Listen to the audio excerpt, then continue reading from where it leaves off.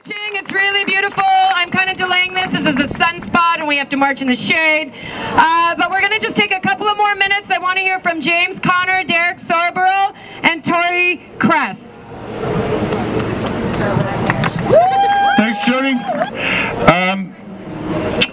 We started this 5 years ago. This is our 6th year. And I've led the march every year up until now. As I said, I won't be leading this year. Derek Sorborell, my good buddy from Occupy Canada, will be.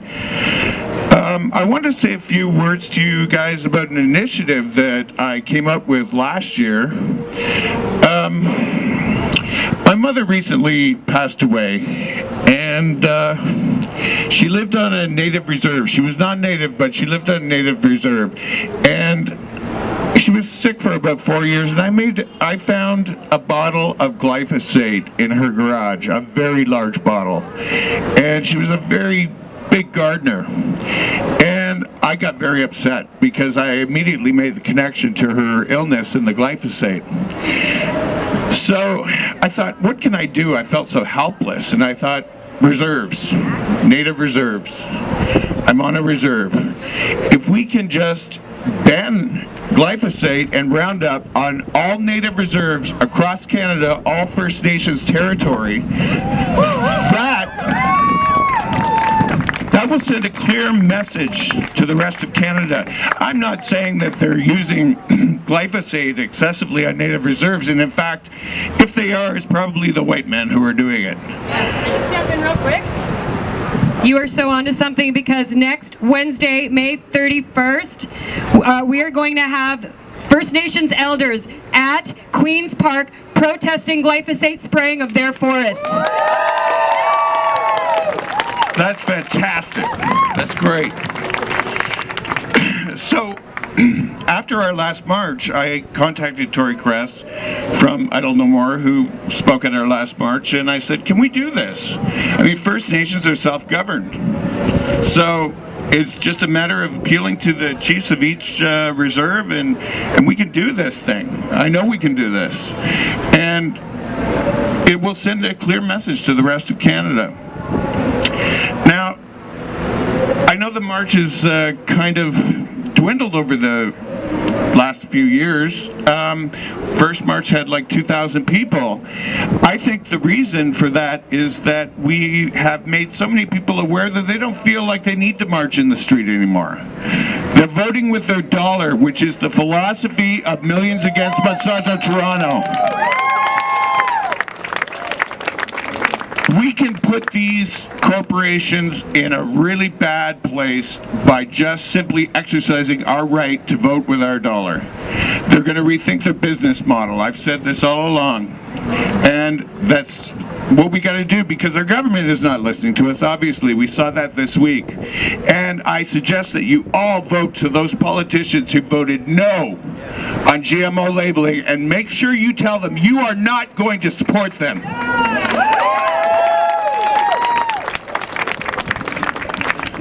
And as I've said before, my biggest concern is the pesticides. I mean, we're all pretty aware. We can go out. We know how to shop now. I'm preaching to the choir here. What we need to do is ban pesticides. It's in our air, it's in our water, it's in our soil, and it's contaminating our planet. So I would like to ask Tori, if she's finished filming me, to come up and speak a little bit more about this initiative that I have asked her to work on with me. Ani bojo, naganza kwandishnakash, wabjishi dodam, chimnising donjaba. My name is Tori Cress. I'm an organizer with the Idle No More movement across Canada.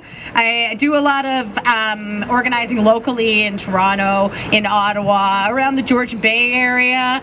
I'm not very discrimination, like I don't discriminate, so that's why we went Idle No More Ontario, because we wanted to cover all of that territory.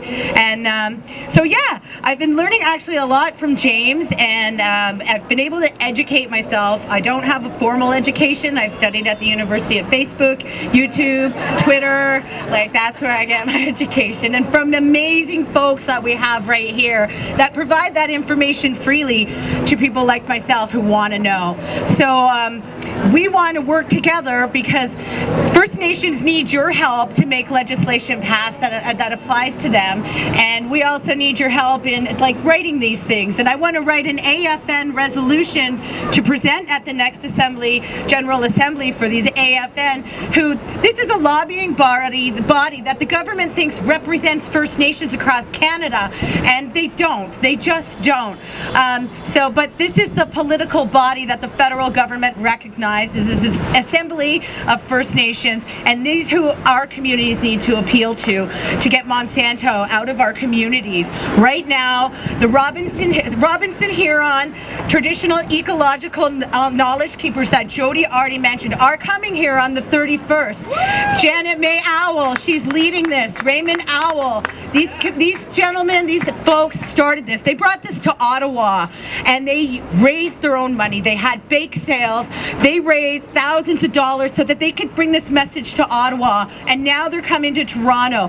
And I know Toronto folks, they know how to get behind people that come to the city to raise awareness about what's happening in remote communities. They didn't get the best welcome in Ottawa. We were there for them. I Don't Know More was there for them, and we're missing the local activists. So I'm hoping you guys all come out and join them on the 31st and get behind their message, because they are trying to get glyphosate out of the sky. It's being sprayed down aerial into these monocrop cultures for the industry to have faster jack pine to harvest from our territories. Our grocery stores are these forests. That's our farms. That's our stores. There's no labels on the moose. There's no labels on the berries or the fish of what the government has approved, what Health Canada approved to spray on our territories into our food systems.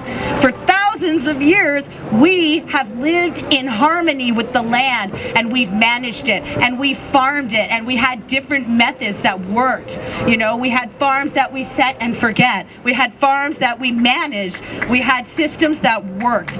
We're fighting to bring those systems back, and we need you to get behind us. Support people like our traditional elders who are trying to raise awareness. They need your help. Support the people that are poisoned now, grassy narrows, mercury in their fish. Our communities are discriminated against. We experience environmental racism every day. We are the first to have our water polluted. That means we're the first to have our food systems polluted. We're at the front line of fighting these industries worldwide, all across the globe. It's Indigenous communities. We need everybody to get behind these communities. So I hope to see you guys all out, and just follow along. I'm going to hopefully have part of this resolution to present to Janet and Ray Owl when we get there on the 31st. So anybody knows anything about writing policy, I am open to suggestion. I've never done it before, but I'm going to learn. I've started working on it. There's a lot of whereas, therefore, like, it's not something you just, I don't think there's a resolution writing book for dummies. So anybody that has that kind of information wants to share it with me, I would be more than happy to see how I can write this resolution. Find some chiefs. You guys have chiefs that live near you guys. You have Indigenous communities. You get those chiefs, call them and say, hey, Tori Cress is writing an AFN resolution. Are you going to support that? Because she needs you to support that at the next AFN assembly. So, doing this at the AFN level is something that can be supported across this country, across the entire Turtle Island. That's what we need to do. We need to get all of these communities protected all in one fell swoop.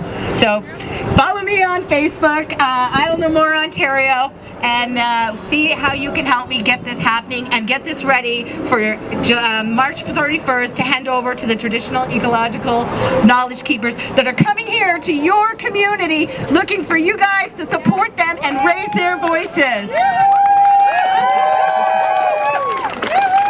Shimigwich, everybody, I appreciate being here. Thank you for inviting me. What time is it? It's at Queen's Park. What time? I'll post it on Facebook. I think it starts at 11.